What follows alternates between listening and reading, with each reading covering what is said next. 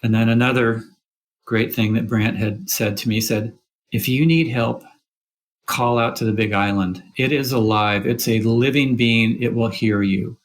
And so I waited till the NBC cameras had kind of moved away. I didn't want them to think I just lost my mind, And I go, hey, Big Island, help me here. I'm going to give everything I have, but I need something extra. I need your help. I am committed to giving everything I have, even if I completely blow up in these final 8 miles, but I need your help. The next mile, I made up 40 seconds. The one after that, I made up about 50. And the mile after that, I made up 1 minute and 15 seconds on the guy who'd been leading the race for over 6 hours. Finally, at mile 23, I came up behind Thomas, I rested, and then I made the final pass of my Ironman career. And I went on and I did win that final title.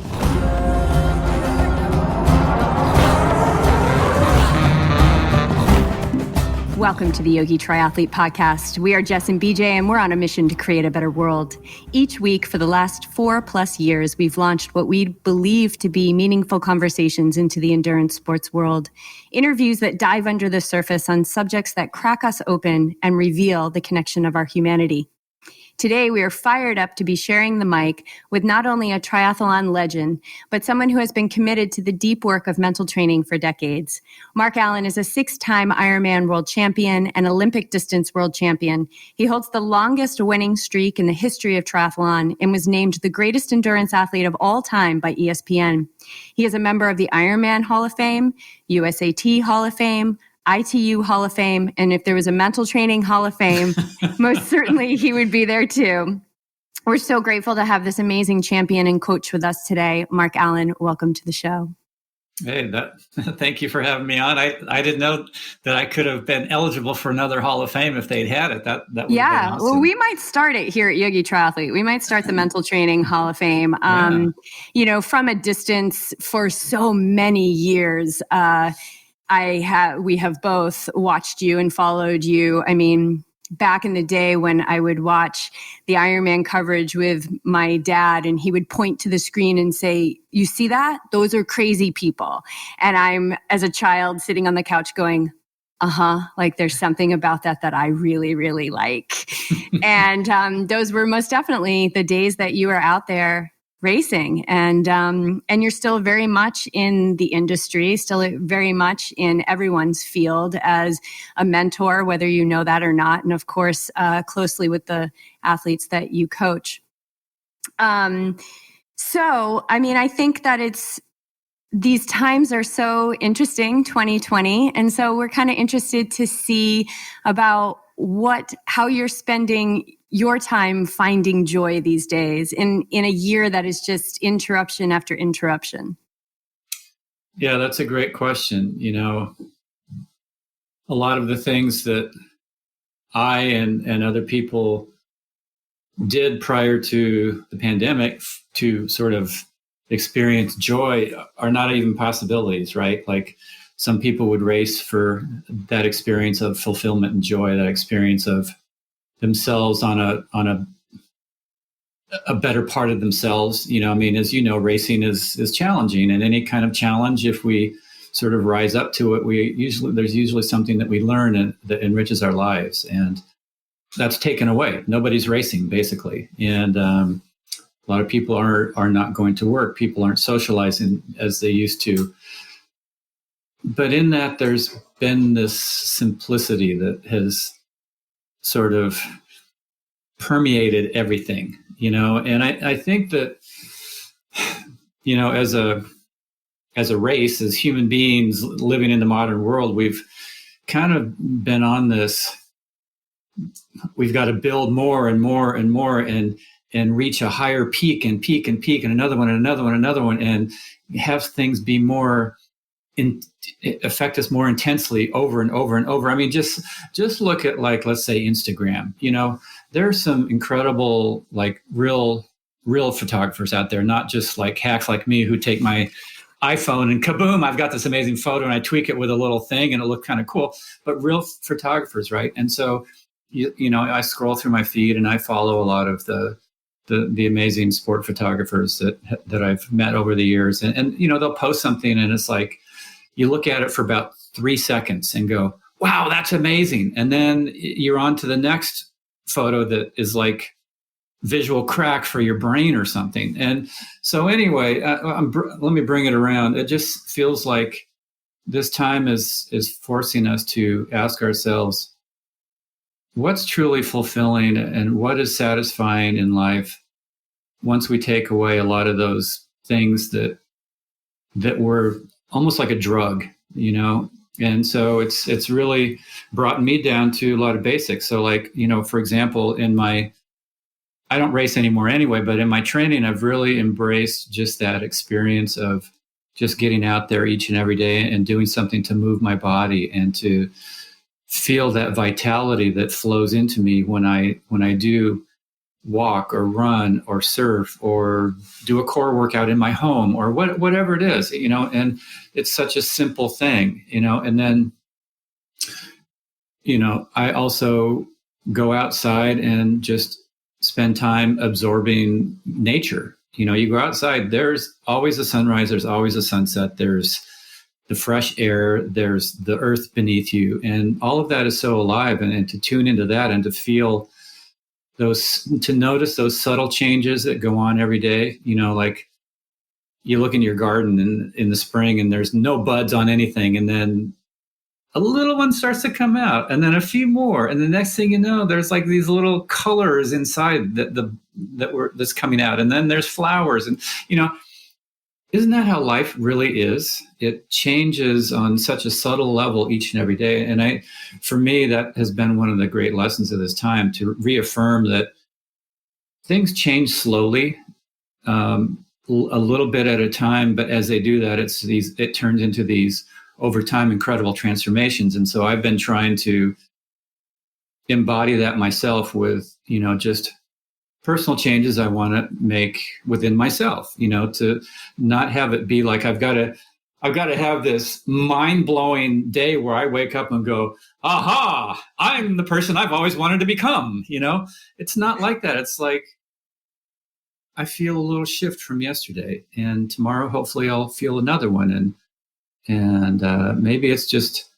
having a deeper sense of peace in the midst of stuff that is completely out of my control, or maybe it's just feeling of service to somebody that needs help during this time that, you know, I wouldn't have had the opportunity to help had this pandemic not come along, or, you know, so it's just noticing subtle things and dedicating myself to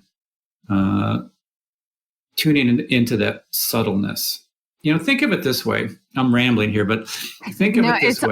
It's all good. It's all delicious medicine. Well, you used the right word, delicious, because I was going to talk about food. You know, in the modern world of food that never existed when our ancient ancestors were around, a lot of foods have that super high taste additive put into it to make it almost addictive, you know, like ranch style Doritos, or, you know, whatever you pick it, you name it, you know, even super healthy things that have natural flavorings. Well, they take these natural flavorings and concentrate them down so much that when you put this little morsel of whatever in your mouth, that addictive part of your brain goes, wah, you know, and so you want more of that because it was so intense, and so you have more, and over time that dulls that subtle knowledge that your tongue has to tell you what you really do need to eat. And when you take away that high intensity stuff, like you just cut that out of your diet, all of a sudden you're realizing that craving for that one big thing that was your addictive thing that you wanted every day, it's like 20 different sensations. My body needs a little more protein. My body needs a little more water. I need some good oils. I need, you know, whatever it is. I need something fresh. And as we tune into that subtle knowledge in our tongue by taking away the high intensity stuff, all of a sudden your body goes into a real balanced state, and you don't have to think so much about how to eat, and your body transforms into a really healthy state. And so it feels like that's happening on many levels. You know, we're transforming into maybe a healthier state. We're noticing things as a society. You know, Black Lives Matter. We're noticing things that have always been there that maybe we were too busy to notice before. And so the people that I coach, I'm telling them, offering up the idea to them to develop a different relationship with their movement. It's not about a race. It's not about getting ready to set a PR. It's about, in this moment, on this day, doing something that is very positive for you. You're moving your body. You're reducing your stress. You're keeping everything balanced. You're getting a break from thinking about all the stuff going on. I mean, as you know, pretty much every conversation starts out with, wow, well, how is it for you? And but so, isn't that such a beautiful kind of it's this secretive way that the universe is allowing us to connect on this like more humane level. Like we've heard this, like we're all in this together, but we're also talking about it. We're also talking about it. I had a friend who messaged me on Instagram and she just said, I just wanted to let you know, you don't always have to be so strong. And I had an experience recently where, it's just one of those days, kind of just had some heavy energy. And I was like, I don't feel like attuning to the opposite. I don't feel like doing this breathing technique. I don't feel like trying to get myself out of it. Like, I don't feel like being brave or strong right now. So I'm just going to be here with it. And I think that that's also a really potent technique to just to realize that we are we're all being cracked open. We're getting to see what's been brewing under the surface that maybe was quelled by the excitement of a swim start or an ultra marathon or, being able to go out to eat. That we're kind of being forced, a lot of us, it might feel like force to go in more, to see what's, true for us. We've had actually a couple athletes who are like, you know what? I don't even know if I miss racing. Like, I just want to do this cool adventure on my own. And like, what an amazing thing, because with racing, maybe there was a pressure to race. Yeah. You brought up a real good point about having it be okay to be in that space that's not super positive and super, cheery and happy. It's like, we're lucky to get those moments. And there's a lot of moments where life is challenging. And, I have a spiritual teacher, Brant Secunda, that I've studied with now for 30 years. He teaches shamanism that comes from Mexico, the Huichol people in Mexico, central Mexico. And he said, nothing is inherently good or bad. It's just our reaction to it. It's how we relate to it. And this has really been a time to reflect on that simple concept. This is people have died forever. People have gotten sick, and it's sad when somebody passes on. Not to say that it's a joyful thing, especially when it's from something like this. Somebody dies, they're 105 and they lived a long life and they pass away in their sleep. That's wonderful. Somebody's suffering through this pandemic and they die. It's a very different story. But I've had those days too where it's like, I don't have the energy to pull myself up out of this feeling of this is just tough, and it's like, okay, that has to be all right to have that once in a while. And, I can sort of put it back in perspective of athletics. Not every race I had a result that I was happy with. And there were, people know a lot of my positive results, but there were a lot of races where I thought I was ready to have a great performance, and I would, let's say, end up walking on the marathon in Hawaii at the Ironman and the World Championship, the biggest race of the year. It's like walking on the marathon when you're trying to win is disappointing, especially when I felt like I was ready. And so I always allowed myself time to just be disappointed afterwards, to not try and shove it away, to say, oh, I've got to turn this around today, the day after the race, but just to be with it and be disappointed and frustrated or whatever. And then that would shift. And then a week or 2 weeks or a month afterwards, then I had enough distance that I could look back and go, okay. I actually learned a few things from that race, first and foremost, that are going to help me in the future, because I made it through some points where I could have easily just quit, thrown in the towel, given up, and I didn't. I made it to the finish line. That's going to serve me in the future.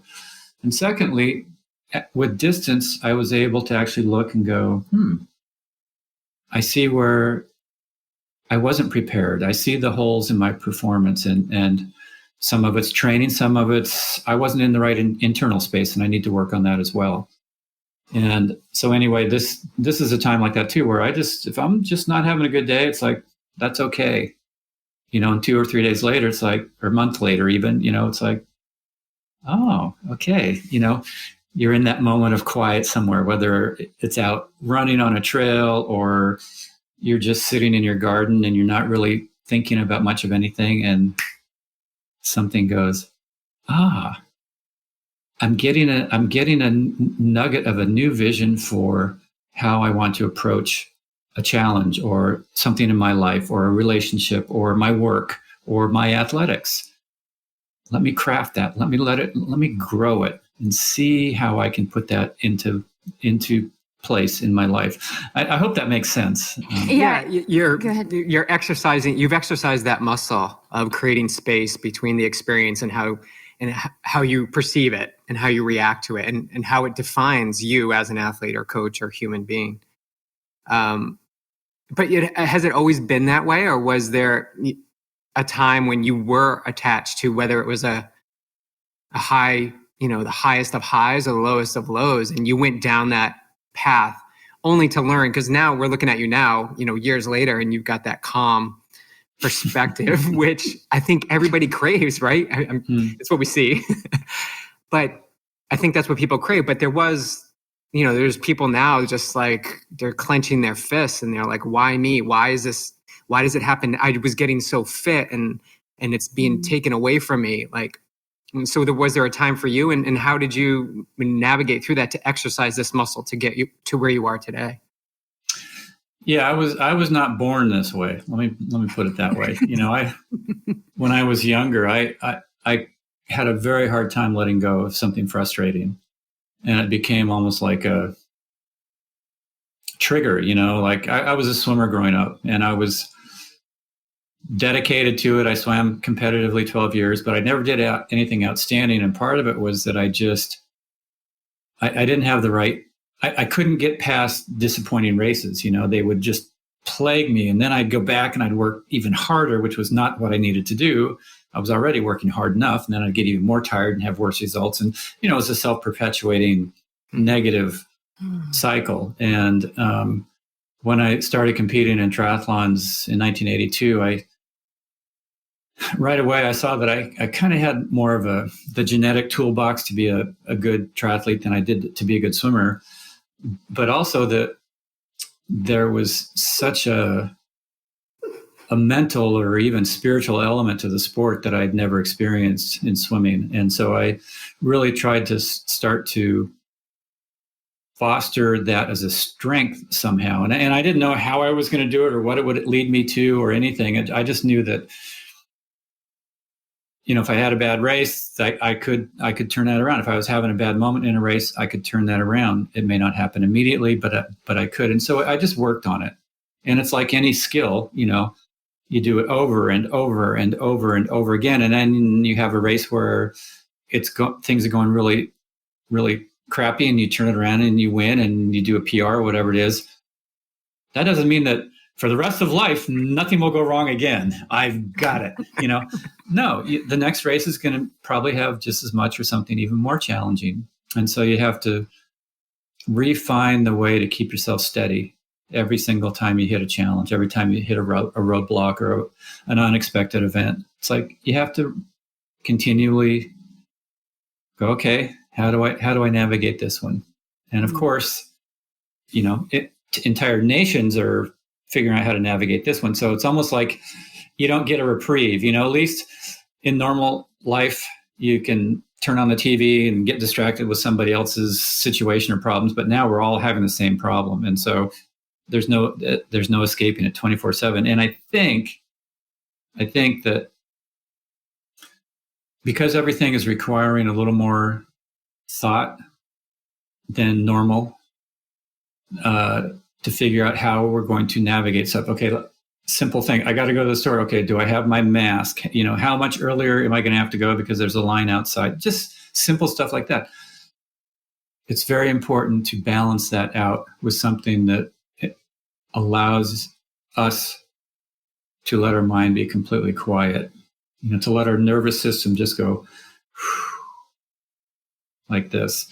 And clearly a lot of that can happen in that meditative motion of exercise. It can happen in a very conscious way just by just sitting for a minute or 5 minutes and not doing anything. There's so much value in doing nothing.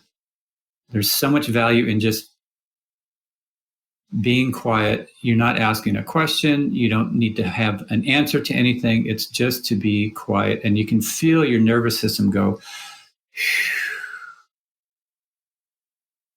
And then even a minute, you feel recharged. And it's like, okay, the whole world looks a little bit different now. There's more peace. It's like inner peace than outer results, not the other way around. Right. It's like find peace in here, and then look around and you'll see it everywhere. That kind of a concept. Yeah, actually, that's really interesting that you just said that, because you've studied shamanism, and if you can give people kind of the crash course on what shamanism is, and also like we come from the study of yoga, and the science that science of the mind, and so ancient teachings, just like shamanism, and very much about getting into that quiet so that we can be in touch with that higher intelligence, we can be awake for those moments in the garden where we, have oh yeah. But also one thing, and I'd love to hear your kind of description of it, is how nature and the world that we see is reflecting us from within. Well, like in the Huichol tradition, they say that we are a reflection of everything around us. And for them, they live in a very natural setting. So they are a reflection of the mountainous region that they live in, the rivers that run through it, the springs that give them their water, they're a reflection of the light of the sun. And this is how they view themselves. That's how they view what's in their heart, and they're continually trying to develop themselves through a deeper relationship with the spiritual world of nature. A lot of Western society looks at human beings and maybe animals as alive and having a spirit. But for the Huichols, they look at everything and say it has a spirit, the rocks, the trees, everything. And so they're just always trying to tune into everything around them. What are these trees saying today? What are the flowers saying? What message is in the wind? And, it might sound like, yeah, from a Western perspective, but it's a very real reality. If, when you feel something from the earth, you feel this love, or you feel this beauty coming from the ocean, or, you're sitting in front of the fire and it's like the fire is talking to you and telling you things. These are realities. And so shamanism is just a way to live life in balance with nature, with yourself, with your community, with your family, with your friends, doing, spiritual endeavors that are just as important as, our physical endeavors that we do. Mm-hmm. And, so they, like the Huichol people they have ceremonies many times throughout the year to honor the change of seasons, spring, summer, winter, fall. It's like it's a framework to develop your intuition, to develop a relationship with your dreams, to develop more energy or life force within yourself through this connection. And you know how that is. You're sitting in your office and you're staring at this little thing called a computer screen, and you're feeling kind of drained, and you're sort of like stuck, and things are feeling pretty flat and stale. And so you walk outside, and literally, in the instant you're outside your door, you just get this okay, and so they will use nature to empower themselves. So let me give an example of something that probably a lot of people can relate to. When you drive up into the mountains in the winter and you see those snow-covered peaks and they're rugged and you just go, wow, look at that. Or you go to the ocean and there's a big swell and you go, oh my God, look at that. In that wow moment, you've connected with that place, whether it's a mountain or a river or the ocean or the trees. And in that wow moment, you forget that you have credit card debt and that you've got this deadline coming up and that you were tired. And all of a sudden you feel really good. Human beings are hardwired to feel good in nature. Mm-hmm. We all know that, but to experience it and to use that daily as a way to recharge our souls and our spirit and our enthusiasm and our commitment to life, it can be life-changing. But it's like running. You do one run, you'll feel good. You do 1,000 runs, it can completely transform your physical health, your mental outlook. Watching a sunrise or sunset once, it's like, that's beautiful. Watch 1,000 of them, it can change your life. And these are teachings that Brant emphasizes and that he's taught me and that I've studied with him, like I said, for 30 years. And we actually, we wrote a book called Fit Soul, Fit Body, 9 Keys to a Healthier, Happier You. And in there, we touch on a lot of these concepts that I've been brushing over today.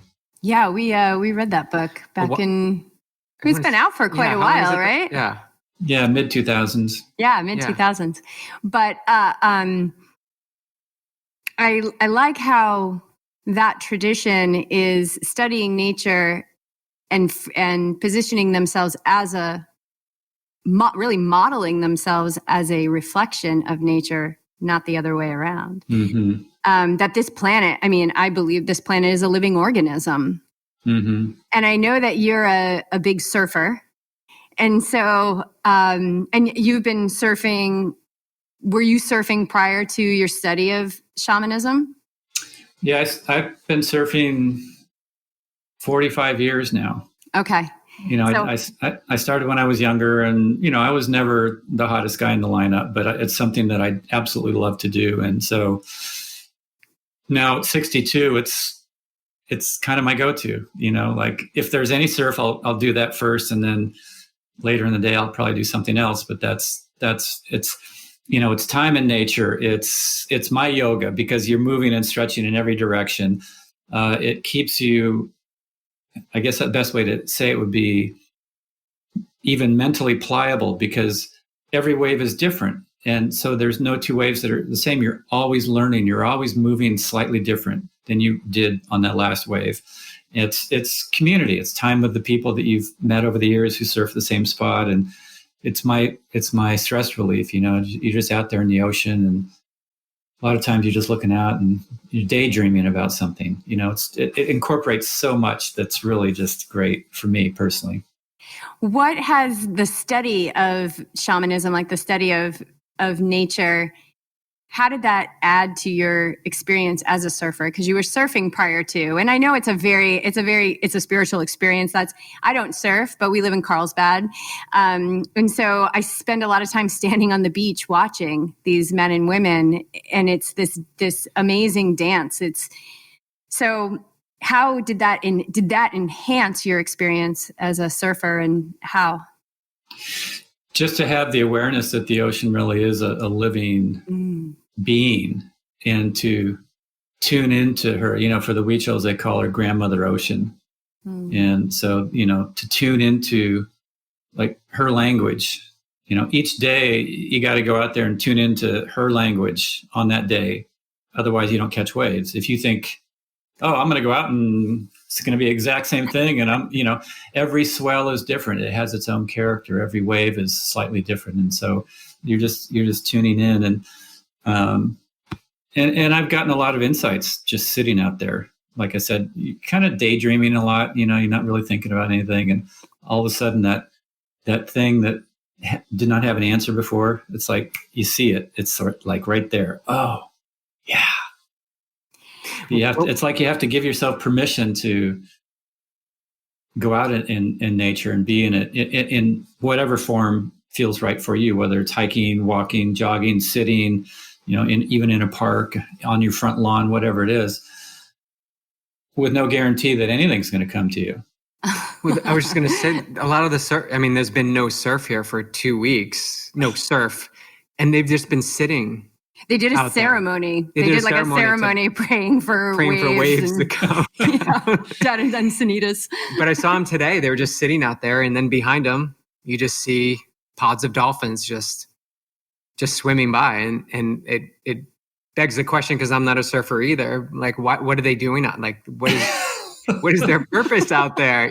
But I think what you just shared beams a big light right on it, as to it's more than just the waves, and triathlon's more than just the races. Like, there's something maybe not visible all the time that we can pull away from it. And if it's that one idea or one clarifying moment, like, wow, that's truly inspiring. I think what you're both talking about, and you haven't used the words yet, is really this idea of like just doing the work, like doing the work for the sake of the work and not for what you're going to get out of it.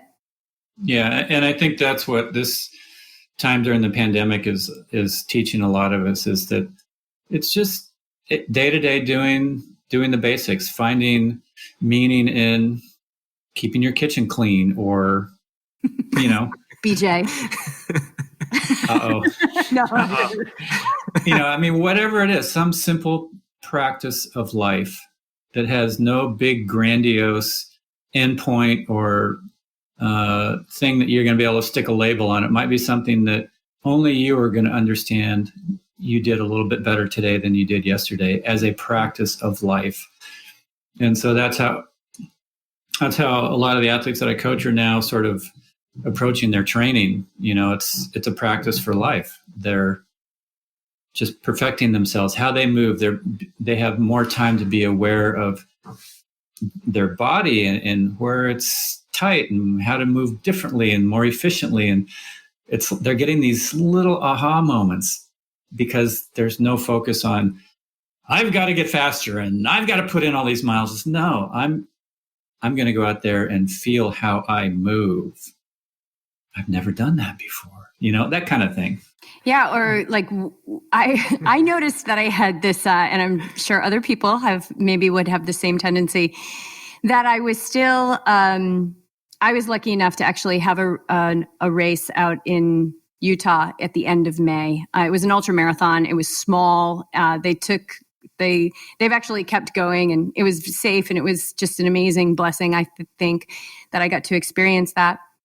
But when I came off, it was like I was still like ramping up for a race, and I found myself out there, and I had like some niggles going on in the body, and I was out on the trail one day, and I'm like, what are you doing? Like, there's no races, and it's like you have a race on Saturday and you haven't trained for it. Like, that's how you're acting right now. Like, what are you doing? And I think I texted BJ, and I'm like, I'm coming home and I'm taking a break. And so I've noticed that I've been doing like a lot of, like, I've been mixing up the routine. I went into the open water today. I haven't done that in a while. I've been swimming in the pool, and I got a new bike, and I've been playing on a road bike, and just, I backed way off in that moment of like, you're acting like a crazy person. Like, you're acting like an absolute crazy person right now. You're pushing, you're doing all this stuff, and there's not an Ironman on the calendar. You do not have a race. You don't have a marathon. You have nothing on the calendar. You're crazy. And I think really what it showed me is, yeah, I meditate every day. I do this, I do that, whatever, right? Like, you're not immune to these baked in loops that, we're so good at. And as endurance athletes, we're good at that. We're good at going. We're good at going hard. We're good at pushing through. We're good at that stuff. And I think this backing off and taking a step back is such an incredible blessing. I know my body is really appreciating it, but I think we got to laugh at like how crazy we can be sometimes. We're on at least I'm laughing at it. We're like, there just got to be something, like we're conditioned. The brain wants it to be easy. Okay, like, yeah, I get to go hammer again today. And if you don't have those moments where you're like, aha, well, what if I just dialed it back? Dial back intensity. Let's talk about intensity. Like, dial back that what can be brutal on the body, and let's focus on, Z math pace. Like, just let's dial back and see what it feels like to run and be in that experience, not caring about, the intervals that need to happen or the intensity that needs to happen or where your paces should be. Because I'm a big believer in that, the MAF method. And I know you were coached with Bill, and you're on Endurance Planet podcast. My old coach used to be Lucho, Tim, who's also the host there. And it was a big, profound realization for me, like to dial things back and to really see what it's like to hone in that. And it's not easy because everybody says it's an easy pace. It's that pace that's comfortable, that you can have a conversation with, that you can massage into what it feels like for you to hold for a long time. And I'm actually doing it myself. I've actually just dialed myself back, got back to the heart rate monitor. How first of all, how important is the MAF method in your training and in your successes, but also what are the biggest struggles people have adopting it for that long period to stick to itness? Well, the MAF method is probably most people have heard of it. It's a way of building your aerobic system first and then sort of fine tuning that with speed work. So the bulk of most of the training is aerobic. Aerobic is basically fat burning. It's low stress on your body. It's kind of how we're hardwired as human beings to function best. We have enough, even the leanest people pretty much have enough fat in their body. If you could use all of it up for energy, you could go about 500 miles. But we only have enough carbohydrate in our bodies to go about 20 miles. So clearly, our storage tank is made for us to go to do stuff at steady paces, whether it's walking or jogging. And then, of course, because we do have that carbohydrate in there, which is the high octane fuel that we need when we're going really fast, we have some of it because in ancient times we did need it, right? But we're basically hardwired to go slow and steady. We're the best endurance animals on the planet, in fact, even better than horses. Like if you look at the record for the Western States 100 for humans and the Western State 100s for horses, the human record is a little bit faster. But anyway, aerobic training is low stress on the body. It's something that you can basically do day after day after day. That high intensity training requires more recovery. It's high stress on the body.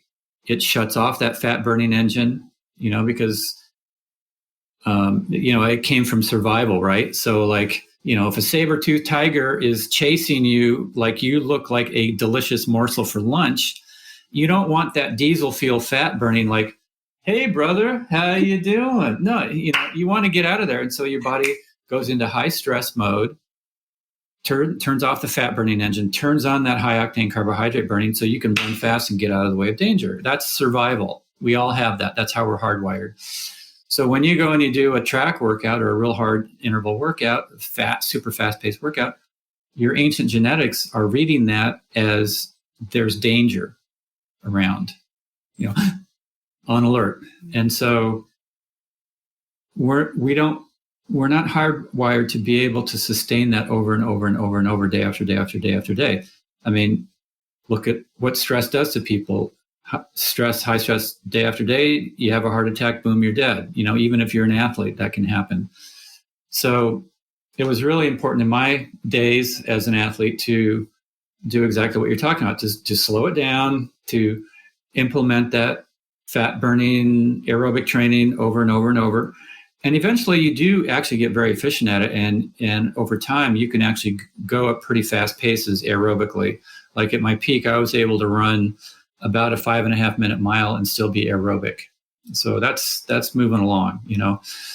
The challenge, and you asked me this, the challenge is that if people have been training anaerobically a lot, their aerobic system is little. And so when they start out, they're going to have to go really slowly to keep their heart rate from just skyrocketing.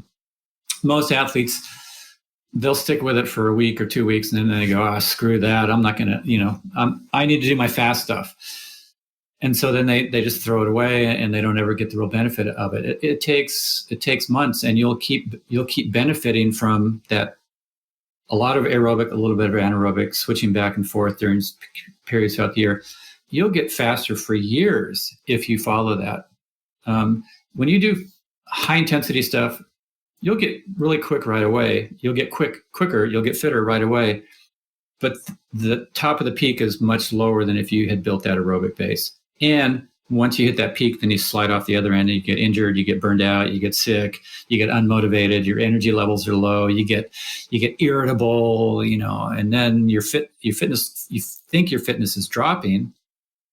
So you go even harder, which shoves you even further into an overtrained state. So that's kind of the short version of that. But essentially, most athletes don't have the patience to just slow it down for long enough. And part of it is that high intensity workouts is like everything else that we do that's sort of addictive, like high taste foods or scrolling through a million Instagram photos. Each one is like a little bit of photo crack, right? And and so high intensity work, when that's not there, a lot of athletes feel like, I'm missing something. I'm not getting enough out of this.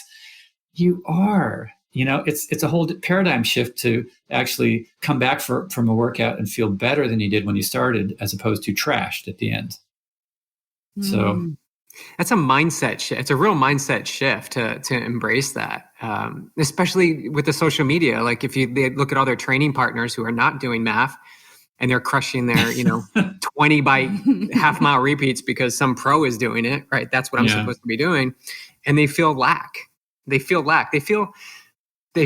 What I see is they just don't feel like they're doing enough. Like it's always more and more and more. And even if you give them math, they want more, like more and more and more. Luckily with math, you can slowly, integrate that more with the body being adaptable to it, safer than you can with increasing like 400 or 800 intervals on the track. Mm-hmm. But how do you work with the mind when someone says like it's, or do you even see this? I'm sure they're coming to you because of your training philosophy, but there's got to be some resistance at some point. Yeah, some people slot it into it right away, and they can tell like, oh, okay, this is what I've been missing. Others really resisted at first, and so they're usually the ones that are like, I can't go that slow. I hit that hill and it, I know I'm supposed to stay under 142, but my heart rate goes up to 168 on the hill every time I go, well, then pick a route that doesn't have that hill, and so it's not that simple, Mark. It cannot be that simple. Walk up that hill. It's okay to walk. Oh, you're telling me to walk? I know. And so, and so then, I have to keep retelling the story of how this is working and how it worked for me. And that, when I was racing, I would spend winters in Cardiff, right near you guys, mm-hmm. San Diego, and then summers in Boulder, Colorado. Where I lived in Cardiff was at the top of a hill. And so every January when I would start back in my training, I was out of shape like everybody. I took actually quite a long off season to let my body really regenerate and recharge and rebuild. And so when I came back into training, I was out of shape. And so, I'd go for my first few runs and I'd run down the hill to the ocean. And then, of course, going down the hill, it's easy to keep my heart rate low. And then along the flat near the water there, it was pretty easy to keep it low. But then when I would go back up the hill to my house in the beginning of the year, I had to walk, and not just walk, but walk slowly to keep my heart rate from skyrocketing over my maximum aerobic heart rate. So here I am, the Ironman champion, spotted walking up his hill on a run. So it takes a certain amount of humility to just suck it up and go, okay, this is a window into where my physiology is right now. I can't cheat it. I can't fake it. I'm out of shape. My body can't metabolize fat for fuel, but give it time. And then, a few weeks later, a month later, then you're slowly jogging up the hill. And then the pace on the flat is getting faster. And then by the end of the season, I'm running at a fairly decent pace up that hill. But again, it takes patience, but I had the trust in it because I saw that it worked, and I've seen it work over and over and over for athletes that I coach. And so when people are like, this isn't going to work, I just keep giving it, telling them the story and say, just give it some time.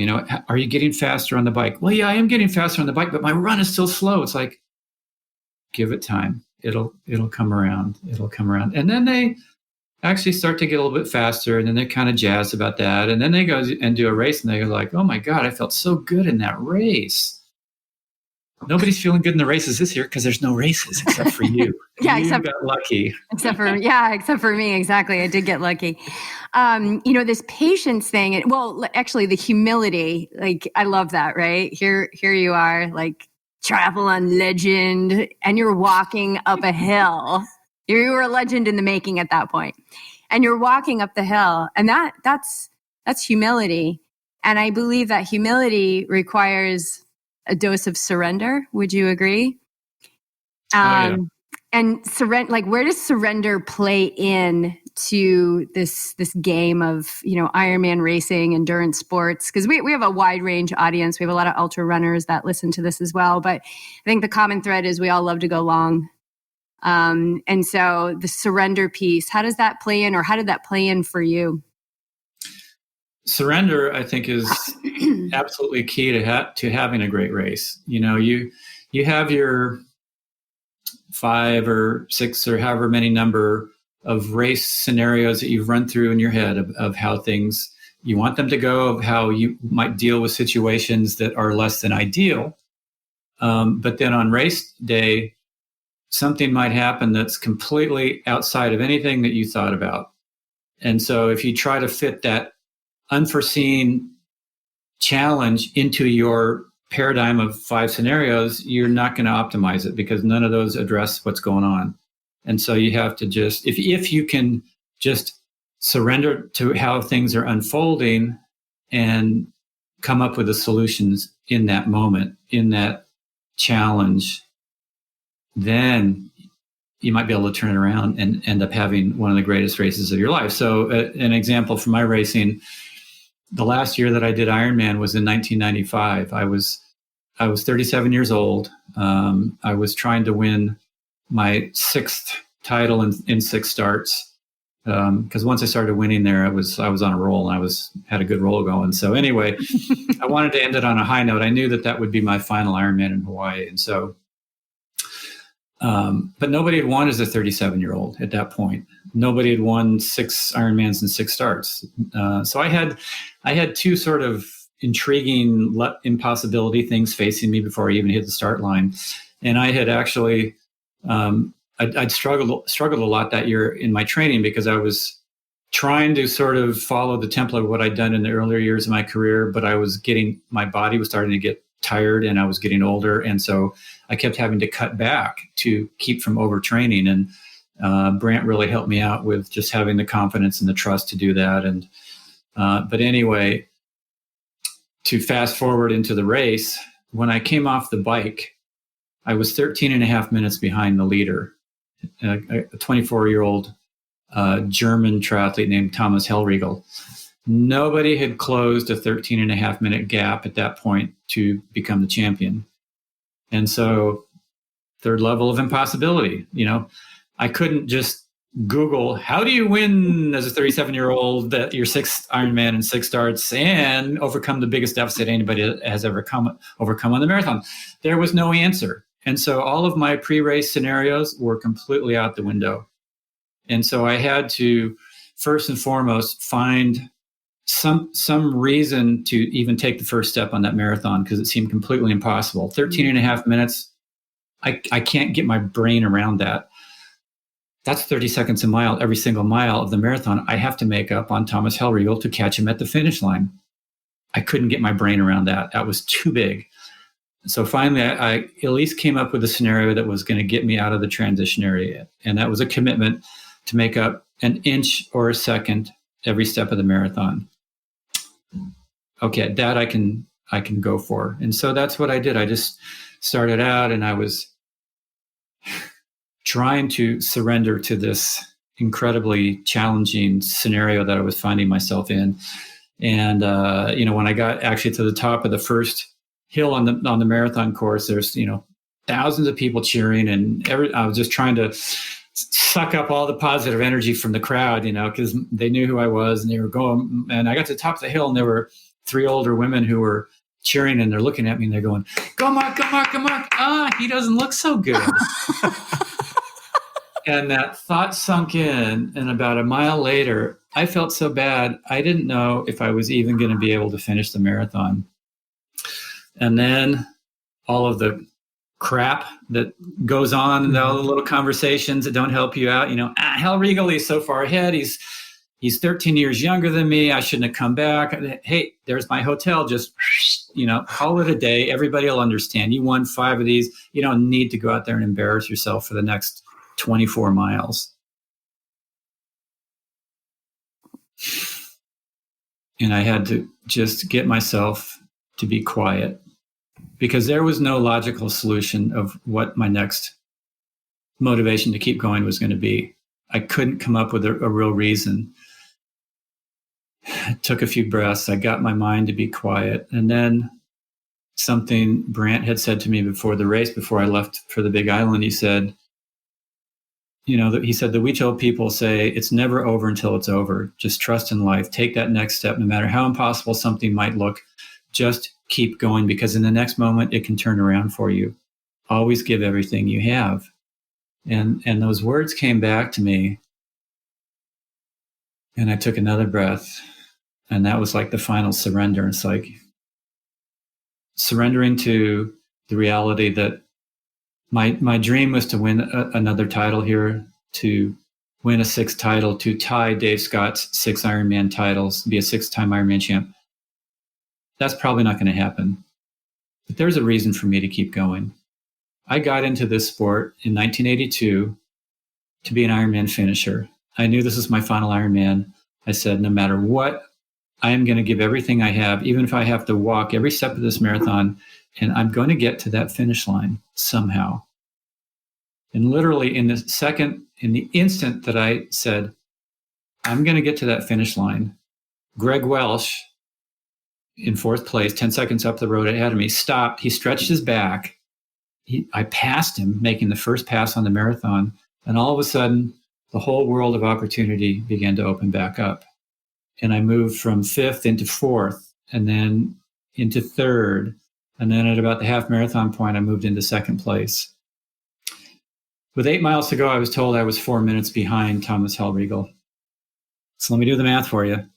I'm making up 30 seconds a mile, but I am still only on pace to catch him at the finish line. So in relative terms, I was just as far behind him as I was at the beginning of the marathon. Catching a guy who's 13 years younger than you at the finish line when you're sprinting for a world championship victory is not a good place to try and make that move. I needed something more. My mind went nuts again, Hellriegel, I can't even see him. He's so far up the road. He's going to win this thing. My legs are killing me. I was whining. Here I am. I've won this race 5 times, and I'm whining because it's not going my way. This can happen to everyone. I got my mind to be quiet. And then another great thing that Brant had said to me, said, if you need help, call out to the Big Island. It is alive. It's a living being. It will hear you. And so I waited till the NBC cameras had kind of moved away. I didn't want them to think I just lost my mind, And I go, hey, Big Island, help me here. I'm going to give everything I have, but I need something extra. I need your help. I am committed to giving everything I have, even if I completely blow up in these final 8 miles, but I need your help. The next mile, I made up 40 seconds. The one after that, I made up about 50. And the mile after that, I made up 1 minute and 15 seconds on the guy who'd been leading the race for over 6 hours. Finally, at mile 23, I came up behind Thomas, I rested, and then I made the final pass of my Ironman career. And I went on and I did win that final title. The titles were great, but what was even greater about that day were just the thousands of victories that I had over that lesser part of myself that could have easily just thrown in the towel or even quit and said, I can't do it today. It was the thousands of victories where I threw away my ideal scenarios of how the race was going to go. And to bring it back full circle, you were asking about the importance of surrender. where I just surrendered to the fact that this is something that I had never, ever thought I would never find myself in this kind of a position. What's the answer? What will give me purpose to keep going? I found that answer over and over and over and over. And it turned out pretty cool, actually. So, yeah. One of the mantras I've used in the past, and it just came in spontaneously in one of those moments at the end of a race where, the wheels are all over the place. They're completely off. And I just started, I was yelling, like it was just moving through me. Like, I'm not the doer. I'm not the doer. And I was just imagining that universal energy. Like, I don't have to do this alone. And that's a message that I share with the athletes that I work with. Like, whatever it is, paying the mortgage, going for that promotion, going for the title, going for the win, going for your first open water swim, going for that first marathon. Like, you don't have, the world isn't on your shoulders. Like, you don't have to do it alone. There's energy that is in a non-physical form that is very much on your side and very much in love with you and your life and is there to support you. That story is amazing. I love that story. That's beautiful. That's great. I spent like a couple hours the other day on markallencoaching.com, and I was looking at I recommend everybody go there. You have a blog post for all those Ironmans you did and videos. It's amazing. And the video from 1982 is almost comical because there's no helmets. There's lots of cables on the bikes and lots of fluorescent. Lots of things going on there. So one final kind of lighter question is, if you had a piece of equipment that they have now, back then, what would it be? Oh, it would be aero bars for sure. Yeah. The first aero bars were like huge. They were like the golden arches from McDonald's. They like went way out to the side. They were, but that was probably the single biggest time saver of anything that's been invented, as far as for any of the three sports. I mean, some of the materials that we have that for swimming that have less drag in the water than your skin, that saves time. Some of the advances in shoe design, that's free time. I haven't tried the super fast shoes of this most current rendition of stuff, but shoes are faster now in general than they were when I was racing, just materials. But the biggest time saver was putting clip-on or aero bars onto your bike. And at first I thought I was going to crash because your steering is so different than with handlebars. But once, that saved, I don't know, at least 15 minutes on the bike ride, if not more. Yeah. And now they're all, they got cushy pads and they got the DI2 at the end. Oh, yeah. You'd be like a glimpse of the future back then with those.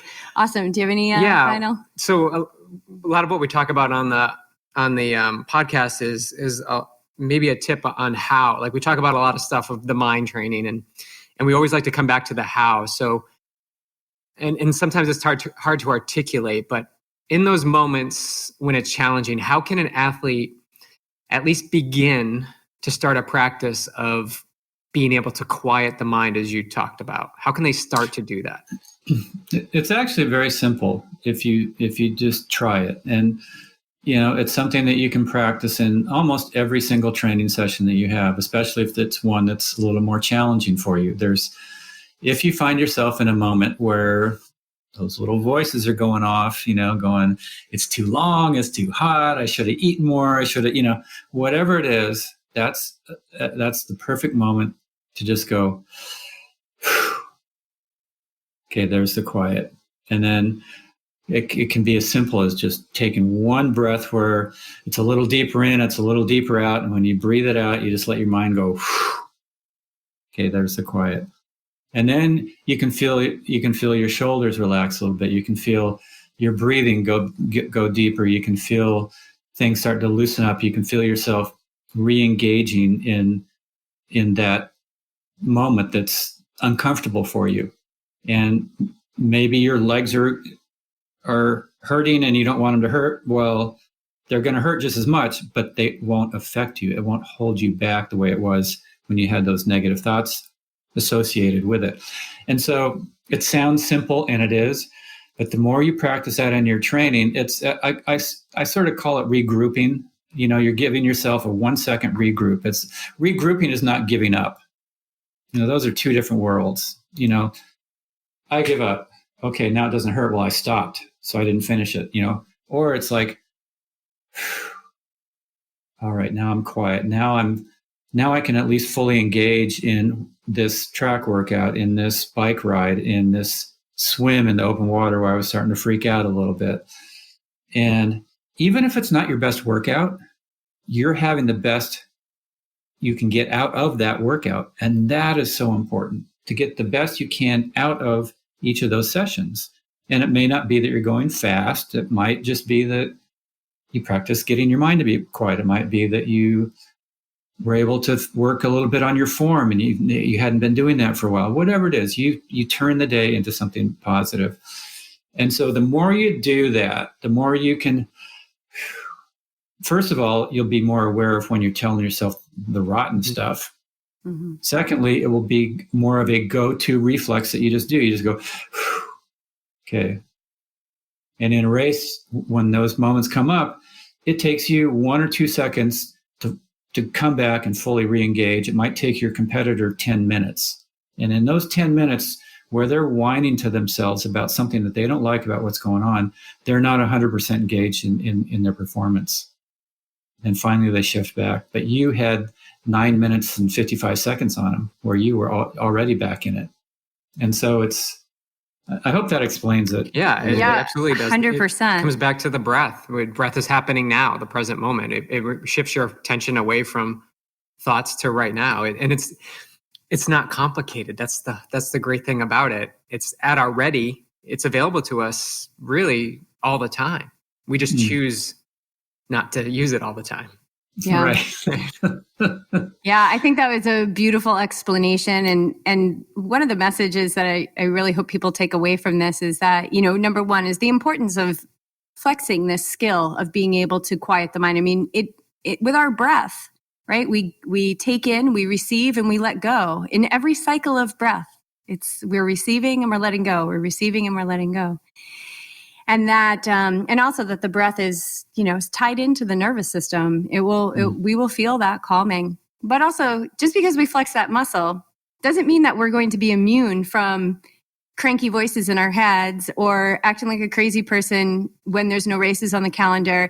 But it helps us catch ourselves a little bit more. And I think that's kind of a beautiful study of humanity, that we can be the master of self by just getting more attuned to watching how we're moving through the world.